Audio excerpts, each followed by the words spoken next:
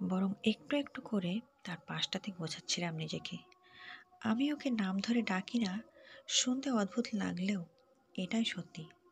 বরং ও বলে সম্বোধন করতেই বেশি মিষ্টি লাগে আমার। আগের দিনের মানুষগুলোর মতো এতে আমি যদি ব্যাকডেটেড তবে তাই। রান্নাবান্না যে খুব ভালো করি তা কোনো কালেই না। কিন্তু কাল যখন আমার বানানো ওর পছন্দের আলু পোস্তটা ও তৃপ্তি খেয়ে প্রশংসা করলো সবার সামনে, আনন্দ তো কিছু কম হয়নি। আমাদের ঘরের লাগোয়া বারান্দাটায় একটা ছোট্ট দোলনা আছে। রোজ খাওয়ার পর কিছুক্ষণ হলেও আমরা আকাশের তারাগুলোর সাথে আড্ডা জমাই। আদিত্য যখন আমার হাতের উপর আজ হাতটা রেখে বলল, এইটুকু ছোট্ট হাতে এত সুন্দর রান্না করে মেয়েটা, সত্যি বলে ওর স্বভাবসিদ্ধ হাসিটা হাসলো। একটা শিহরণ ছড়িয়ে পড়েছিল আমার মধ্যে। রাতের আকাশের মিটমিটে তারাগুলো সাক্ষী ছিল সেই মুহূর্তের। খুবই সাধারণ সেই মুহূর্ত, কিন্তু আমার জন্য সাধারণ ছিল না।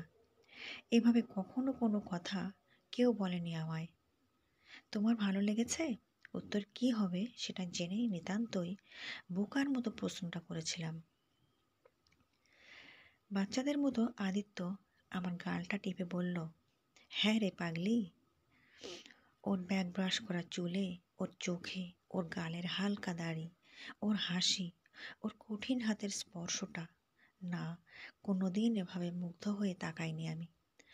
আজ তাকাতে ইচ্ছে করছিল, চেয়েছিলাম ওর দিকে।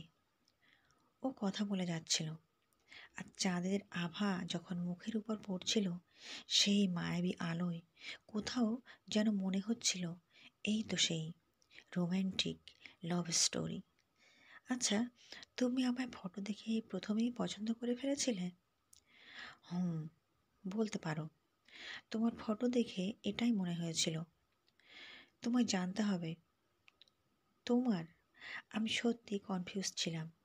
একটা ফটো দেখে সত্যি বুঝিনি কিছু, কিন্তু হ্যান্ডসাম। হুম, ভালো তো লেগেছিল। তুমি আমায় পছন্দ করবে আমি স্বপ্নেও ভাবিনি। কেন, তুমি সুন্দরী নও? আদিত্যর এই প্রশ্নের টানে আর চোখের চাহনিতে কি যেন একটা নেশা ছিল। বললাম, জানি না, কেউ কোনোদিন সেভাবে বলেনি। আমার মুখের উপর পড়া চুলটা সরিয়ে ও বলল, তুমি নিজেই জানোই না তুমি কতটা সুন্দর। ওর এই কথা আর মুখের ঠোঁটে লেগে থাকা ওর হাতের স্পর্শ, পাগল হচ্ছিলাম আমি।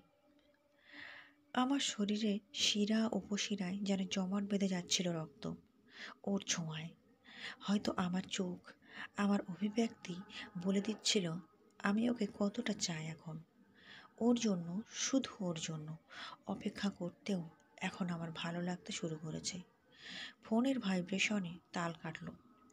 ও ব্যস্ত হয়ে গেল। ওর অনেক দিন পর ফোন করা, পুরনো বন্ধুর সঙ্গে গল্পে, আর আমি অনেকটা ভালো লাগা নিয়ে চোখ বুজলাম। হ্যাঁ, সত্যি বোধ হয় একেই প্রেম বলে। বড্ড মিষ্টি এই অনুভূতি। আগে কোনো দিন এমন তো হয়নি। কখন রাতের ঘুম পড়েই চোখের পাতায় পলক বোলালো আর বুঝতেই পারিনি।